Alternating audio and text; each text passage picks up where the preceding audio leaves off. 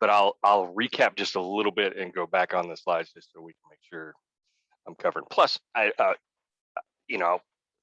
this topic we're breaking it into two. It's probably about 60 minutes worth of content. But to be honest with you, when we're breaking it into two, I've probably got only about 40 minutes of content for you guys, but it's 60 minutes we need to cover. So if anybody has any questions, any burning issues, any concerns, anything you want to talk about, or you think you might have a question that might benefit the rest of the team, by all means, that would be a great time to shoot it out, and then we'll get started on the slides here in a second on the topic. Anybody got anything?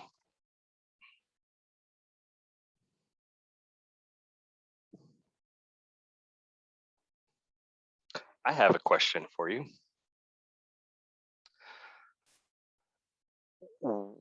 Okay, if I was to, right now, for example, like content like this, that a class on buyer first appointment success that is being taped, and it's going to end up on Workplace. Would you guys prefer, is Workplace a good place to deposit all of this type of content? Or would you rather see it in two other forms? A, would you rather have it delivered to your email in the form of a video that you could save the email and have it linked to the video so you can have it later? That's A. Or B, put in a YouTube channel where you can always access it later. Or C, both A and B. I like YouTube. Both would work, but I like YouTube. You like the YouTube idea? Yep. Okay. I like YouTube as well. Me too. I Okay. like I don't YouTube. know. Me too. For me, YouTube is distracting because there's so much information. So I would have to go for the email. That's just a personal preference. Okay. It sounds like C. Both ways. It kind of does sound like C, doesn't it? Yeah. Which, to be honest with you, that's not a bad thing. You know, so here's the thinking that I'm going by in my head is we have Mike's path to 20 million YouTube channel and his path to 20 million Facebook page, his path to 20 million blog posts and all of those kind of things. His content is geared towards helping you to acquire business, marketing yourself to be able to acquire business. My content focuses about 10% on that and about 90% on once you've got business, how do you conduct that business? Hence why we're doing things like, first appointment success and backup offers and topics along those lines. I want to create the same kind of channel for you guys with resources so that when you're literally in the trenches trying to figure out what to do with a client, how do I open a super box? How do I negotiate this backup offer? I want to be able to have a resource for you to be able to go to. Does that make sense? Do you kind of get where I'm coming from in that regards? Yes. And is that a resource that you guys would use if it was available to you? Yes. Yes. I like that Yes. more than Workplace because it's more focused. Like you said, we can go back any point and view just what you've done versus trying to scroll through Workplace to find it. That's been my biggest challenge too. And okay, so that answers that question. But if it came to you in email, is that here's my dilemma with, I could put it embed an email just the way you guys are we're advocating that you do emails to your CRM with an embedded video. I could do the same thing using the same practices that we try to espouse you guys to use and send it to your email. Is that too sticky? Is it too much information? Is it too are you too embedded, or are you getting too buried in emails as it is? I feel buried in emails. Okay, that was a yes. Trevon said no. No. No? Emails are good for me because I mean I have like separate emails for work and all that good stuff, and I filter out the junk. So Okay. All right. Taken all into consideration. Okay, thank you for that feedback, guys. I appreciate it. Your feedback is important to the way I guide the way we're coaching and teaching and training you guys. So I do appreciate that, and you are likely to see changes coming about in the near future with the way that we do that. All right, so here's what I'm going to do. I'm going to ask everybody to mute. Tracy, if you can mute now too. So I want to pick up where we left off last week. The presentation. I'm just gonna share my screen here, and then we're gonna go. Hang on.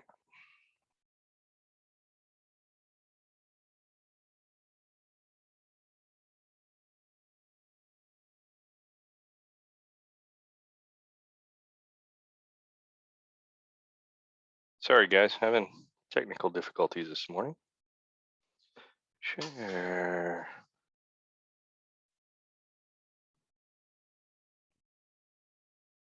Okay, should be looking at buyer presentation for buyer first appointment success. Am I right? All right, thank you, everybody. So I'm just going to real quickly recap what we covered last week, and then we'll pick right up where we started off. Okay, so initial appointment with your client structures like this comes into preparation before the meeting, your first home showing, doing the buyer presentation at that showing, and then showing more properties and scheduling the next appointment. All right, so big picture. Now we're diving into a little bit more of the details on preparation. You want to memorize key facts about the property: price, age, square foot, beds, bath, days on the market. Have some comps prepared for other homes that are in the neighborhood. 2 reasons you want to have comps for to be able to say what you think the value of this is, whether it's on market, below market, above market. Secondarily, hey, if they don't like this one, hey, guess what? There's 3 other comparable homes in the nearby in the neighborhood. Would you like to see any of those? Know how the home is priced. We just talked about that. When you arrive, show up early to preview some other homes. At a minimum, do a drive-by. If you have the opportunity, go in. Arrive at the showing home before the client and walk the home, turn lights on, make sure the toilets are flushed, all the little things that you do. Make sure there's not a dead bird. If the house is vacant, had that happen before.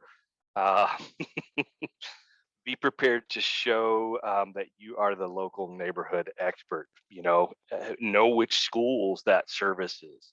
And then we talked a little bit about safety concerns, especially if you feel vulnerable, if this is somebody that you've never met before, by all means take appropriate safety precautions. At the showing, you want to be friendly and interested in the client. The most important thing is make that connection. This is absolutely critical.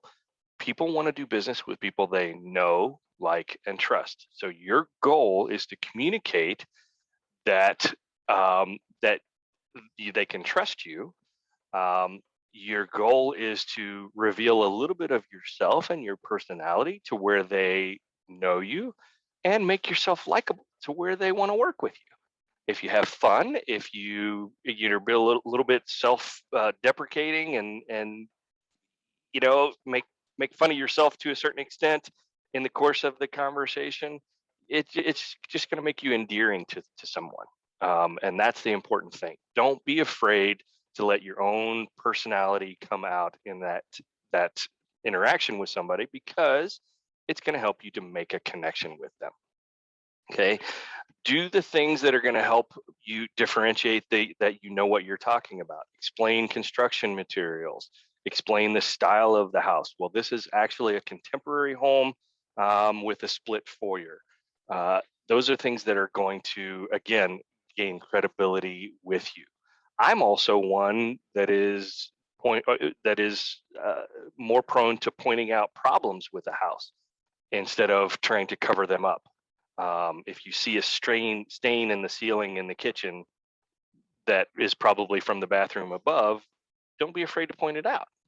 It's okay. If you see broken seals in the insulated windows, it's okay to point that out, because then you're communicating the message that you're not just a used car salesman that says, don't look at that scratch on the fender. You're actually somebody that has their best interest in mind. If you need help with your connection with them, FORD is a good acronym: Family, Occupation, Recreation, and Dreams.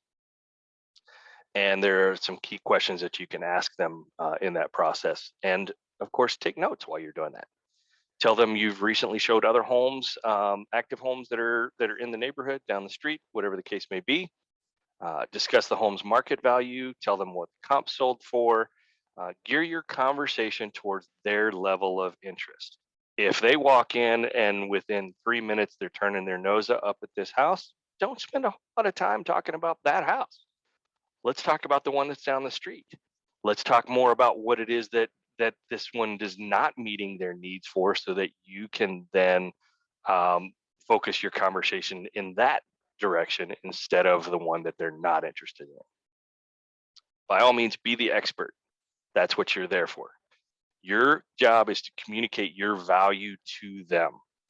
They could care less about your qualifications. They want to know about your value.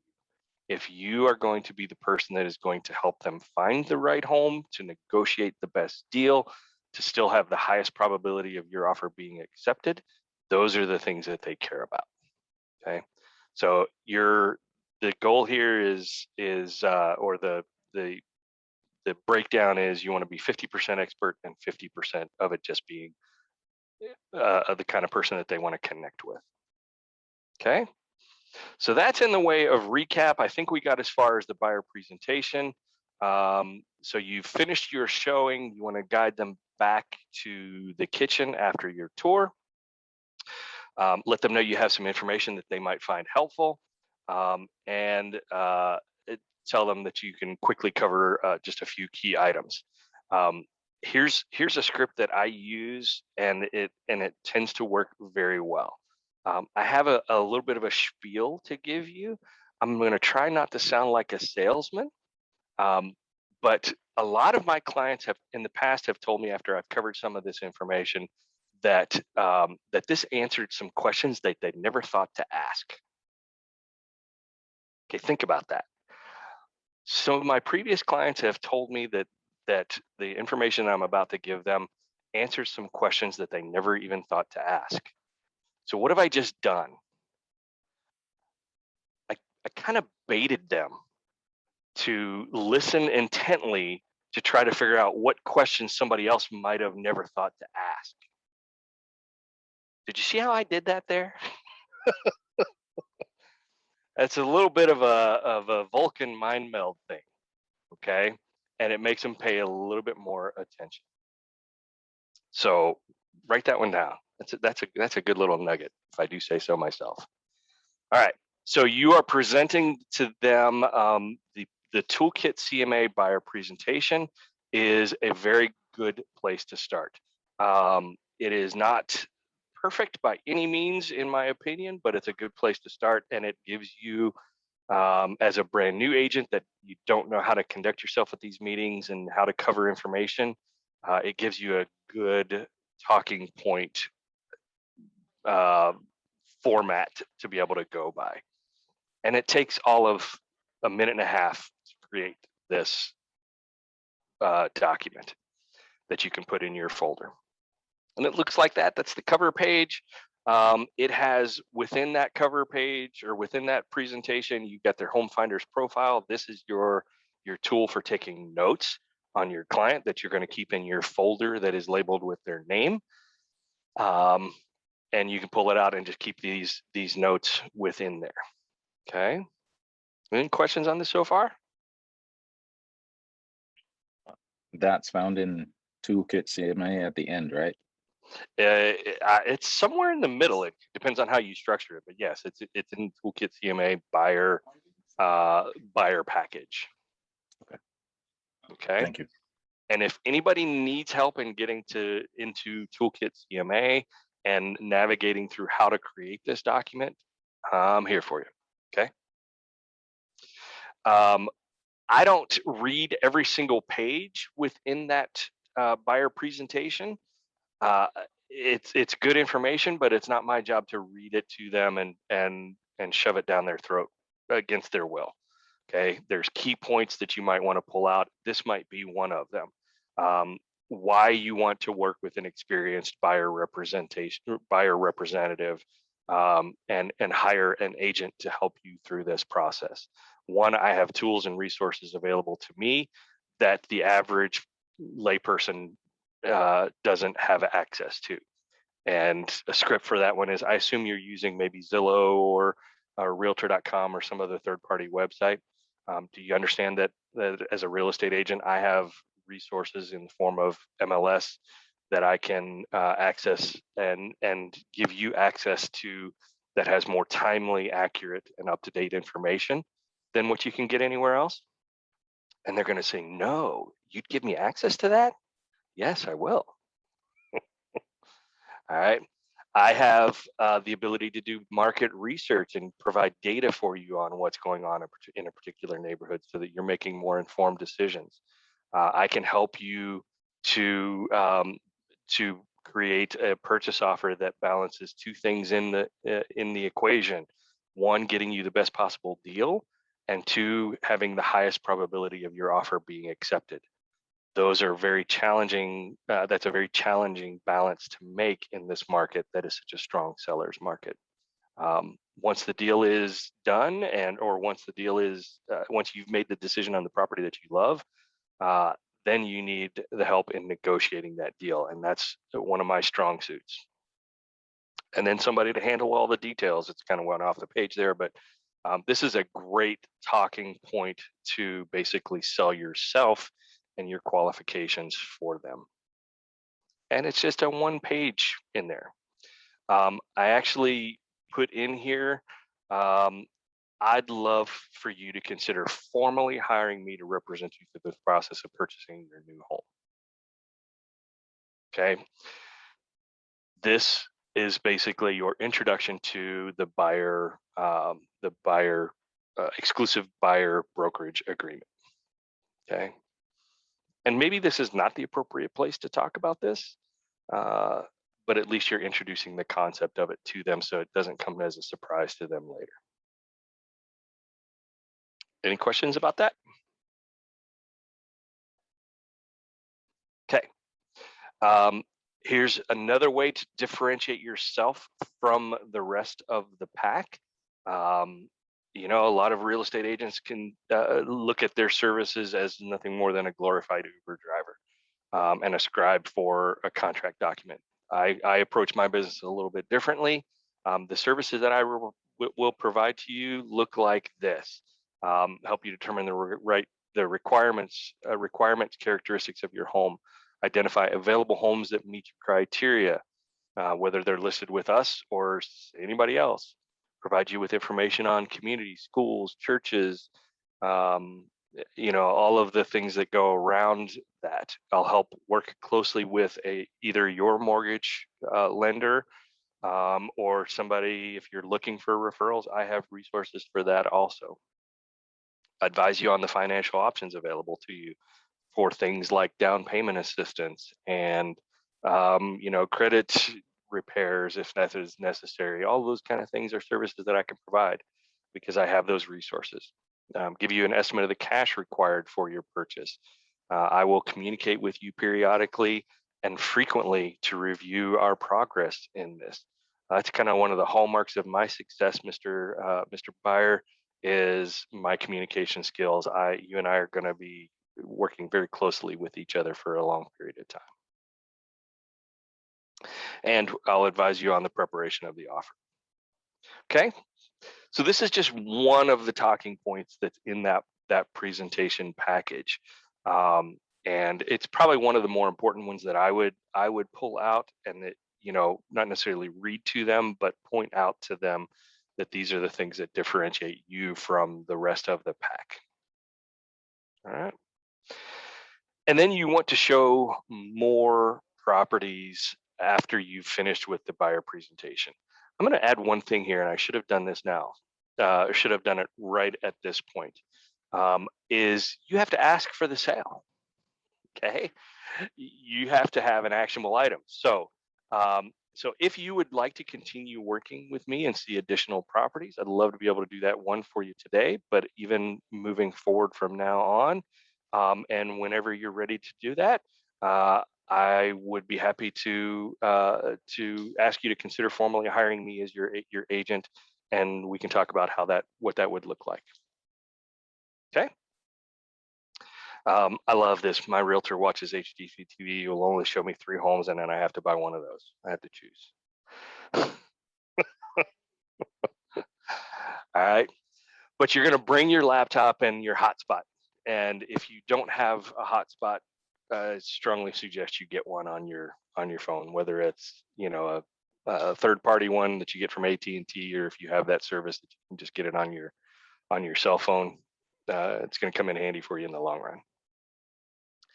And ask the client if they have some additional properties that they would like to see. If not, if they have time to do it, I can pull up some additional homes and we can take a quick look and see if there's others in the neighborhood that you would like to go see. And then you can literally schedule them as you go. Use the showing time cart to schedule those additional showings. Strongly suggest you try to focus your search on vacant homes first. And then, as you're driving, you can schedule other occupied homes too. The biggest challenge is vacant homes are going to be easy because they're typically go and show as opposed to appointment required. So that's the differentiation there. Okay. And if you're willing to go that extra mile and show them not only the house that they called you about or the one that they're interested in today, the clients are going to love you. A lot of agents will not do this. So again, you're differentiating yourself from them, and ultimately you're gonna win them as a client because of your ability to do that. All right. And you got to think about this. Anytime you're showing more homes, it increases the chances of finding the right home and getting a contract. More homes on each appointment equals a lower appointment to contract ratio. Not that should be the main goal or the main metric that you guys shoot for, but it's an important one.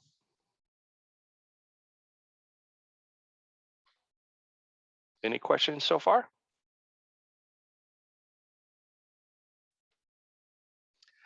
And then, of course, then asking for the next appointment.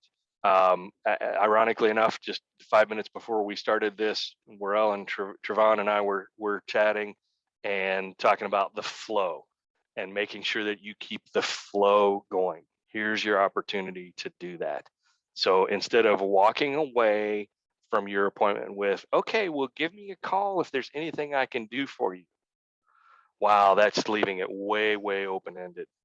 Here's your opportunity to go, all right, so today's Thursday. I am free Saturday. Are there some additional homes that you would love to schedule an appointment for on Saturday? Now you have kept them in flow, and you're making the next appointment at this one. Always, always, always try to make the next appointment at the one upon the completion of the one that you're in now. All right.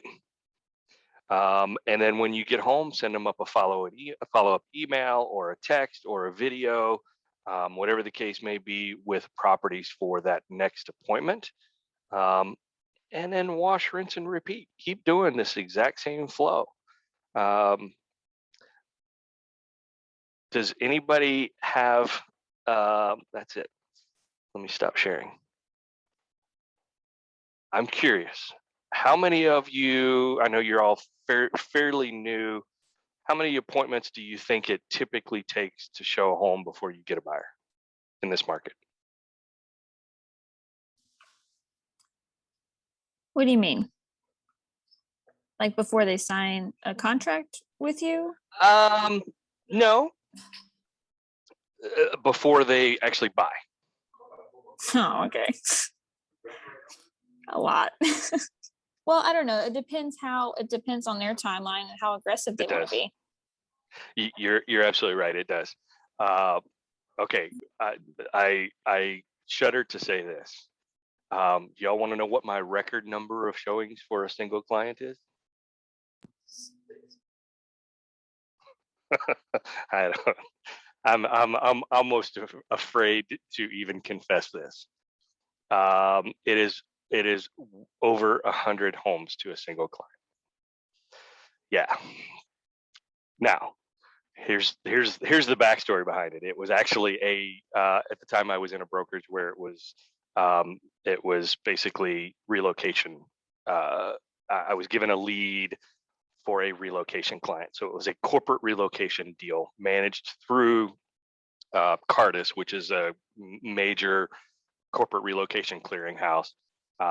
And in that type of situation, and this is a perfect example of why Mike doesn't like teams and doesn't like relo and things like that, and why we don't do a lot of those things, is because one, you as the agent don't make a whole lot of money, plus you get all these requirements that you've got to deal with. And this was one of those, and it was corporate relo.